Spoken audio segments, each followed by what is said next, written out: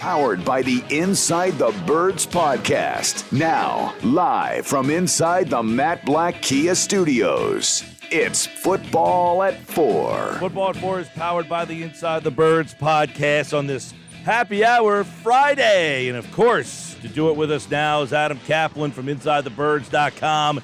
The Inside the Birds podcast. You can check out the Inside the Birds pre- and post-game shows before and after every Eagles game on the Inside the Birds social media platforms.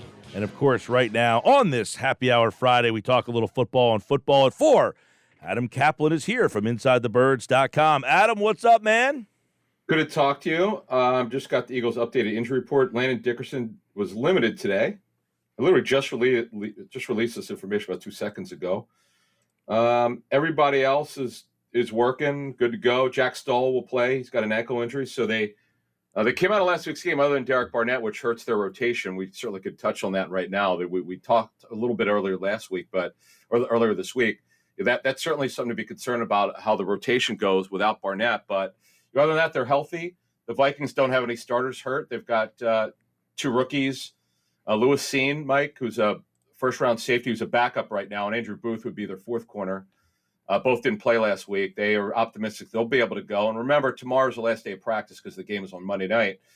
But, yeah, look, it's the weather's good. Well, actually, the weather's going to be warm. We shouldn't touch on this. I usually don't talk about weather with the Eagles. There's some we could have storms on Monday night, so keep an eye on that. Yeah, Adam, by the way, just to let the people know, the injury designation for Dickerson is illness. So, you know, in this day and age, that could mean anything. Who the heck knows, right? Yeah, we don't know, but he was limited today. At least he did work. In fact, he could not be around the team if there was any concern, COVID-related or elsewhere, right. He would not be allowed in the building.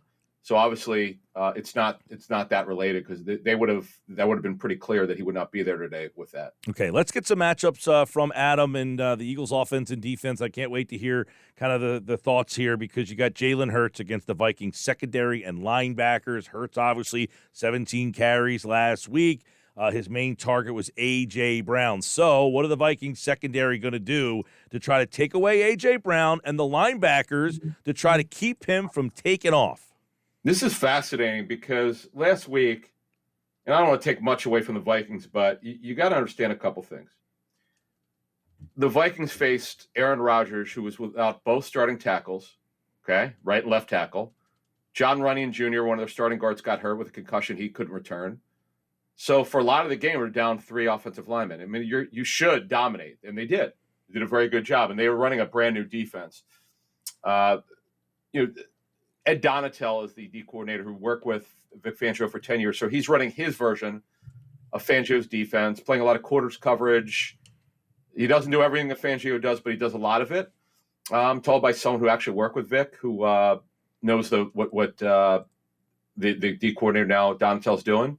So it's kind of funny. The teams that are running a similar defense because of Fangio is kind of interesting. You don't see that often.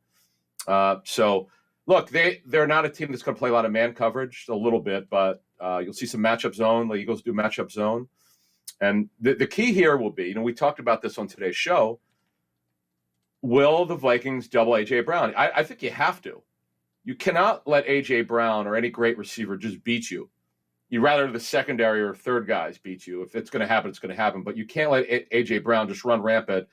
The Lions were horrendous against they played a lot of man coverage on him.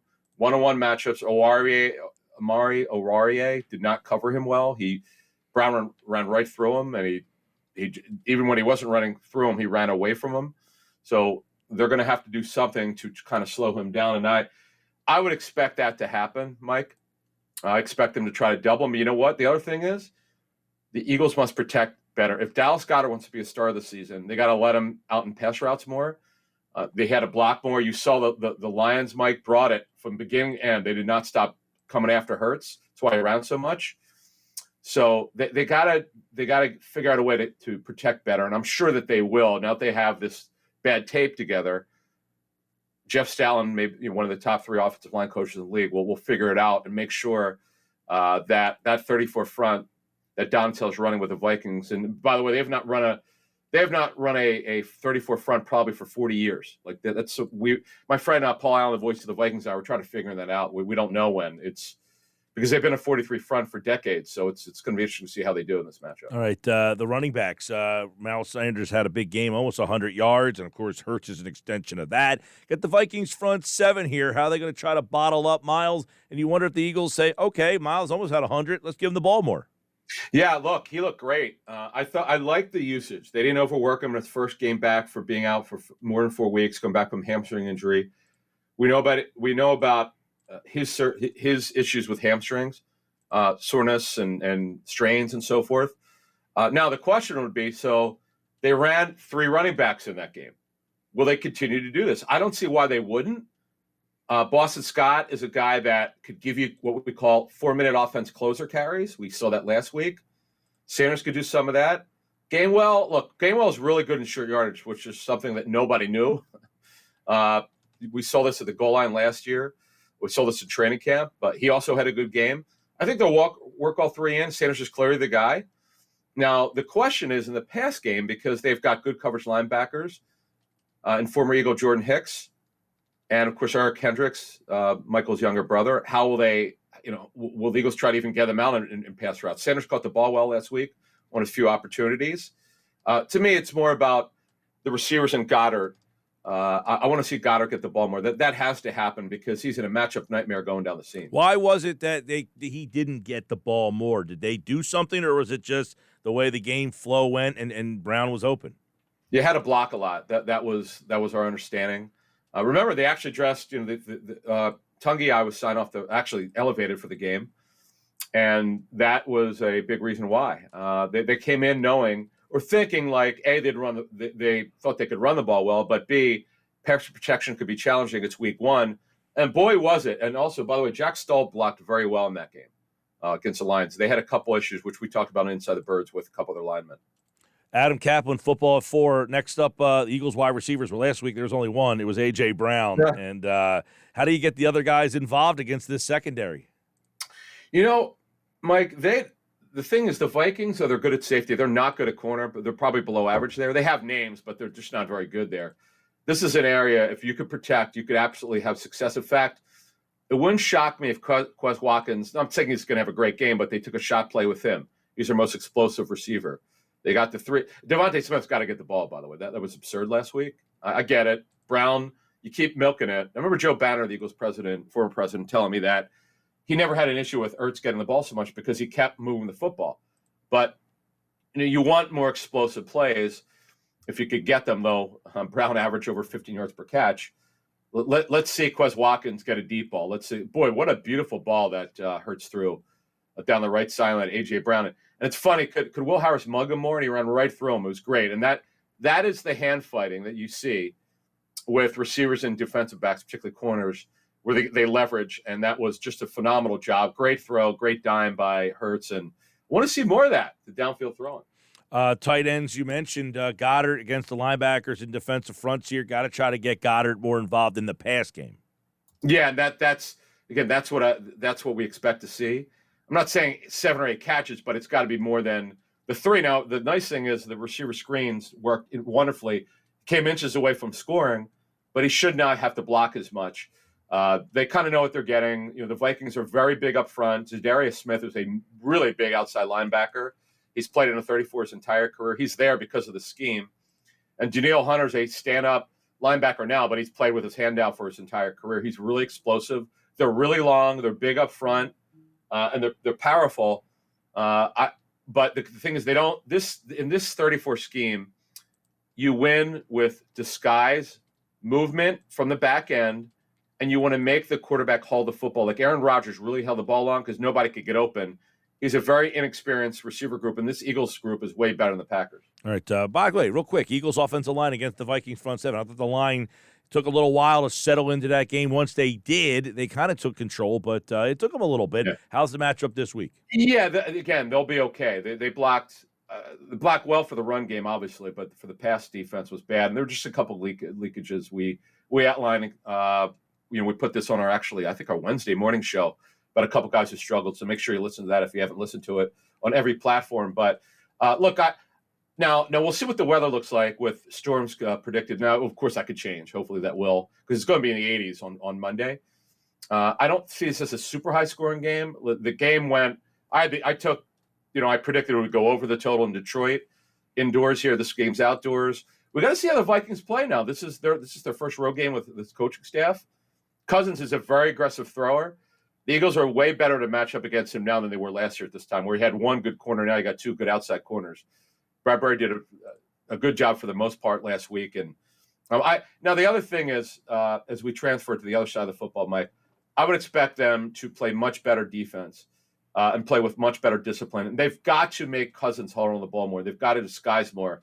They disguised a little bit, I'm told, but not as much as they should have last week. Yeah, Cousins, by the way, his last 3 games against the Eagles, he has averaged over 300 yards per game in the 3. So let's start with Cousins against the Eagles secondary. Bradbury, Slay, how they performed last week and what they're up against now.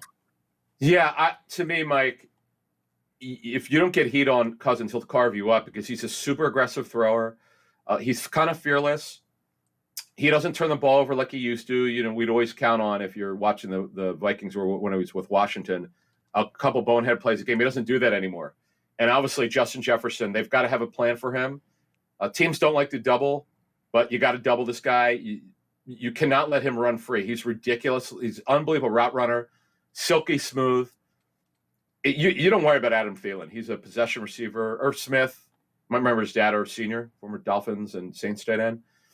Irv Jr. could run, and that's where he can make his mark. He's been hurt a lot, but the guy you have to control. Dalvin Cook in the run game, no big runs. They got to be way more disciplined up front. The Eagles were not disciplined up front, and that's the key, man. They got to take this thing seriously. And I expect the crowd to be a major factor, by the way. For Monday night, of course, you can hear the game here. Let's look at the skill guys, the running backs, the receivers, and the tight end for Minnesota, and how Philadelphia has to contend. Dalvin Cook, Justin Jefferson, that group of skill guys, because Minnesota's skill guys are better than Detroit's skill guys. Yeah, I'm not loading the box. Absolutely, I'm not. Cousins will carve you up. The Eagles basically play 2 deep safeties in this scheme. You have to live with it. The guys up front, Mike, it's simple. You don't have to load the box. That's a narrative by people that's just not correct. You have to tackle better, and your guys up front have to win. They did not win, Mike, for a lot of that game against DeAndre Swift, who, by the way, got hurt in that game with an ankle injury, and he did well with it. Boy, he still ran well after he got hurt. They had 3 really bad plays in that game. To be honest with you, he had some good 5-yard runs, but they had 3 major runs, and that cannot happen. And the D tackles have to do a better job being disciplined. That to me was inexcusable last week. And I look, bad tape is bad tape, and these guys have pride. I expect them to play better. Last one for Adam. Detroit's offensive line, I thought, won a lot on Sunday. How's this offensive line against the Eagle front 7? You know, here's the thing. Minnesota's one of the youngest offensive lines in the league. Bradbury never lived up to being a first-round pick. Kind of a smaller guy. This is where they could get an advantage. Brian O'Neill's been a great story at right tackle. Former tight end. I remember talking to O'Neill on satellite radio about his conversion from being tight end to left tackle to right tackle. He's good. Darisaul's going to be a stud. You know, unfortunately, he missed a lot of his rookie season with groin surgery, but he's doing good. He's healthy. Their guards are young. They're talented. But here's the thing: as I put on today's show, someone I'm friendly with who played in the league and knows how to look at these things. He goes, "Look, Minnesota is very young on the offensive line. Communication at the link should be very difficult for them." And this is where the crowd noise and issues, I think, can come to pass. You might see some delay of games, trouble getting plays in and that stuff. You saw what happened with Russell Wilson in Seattle on this past week. Man, that was a disaster.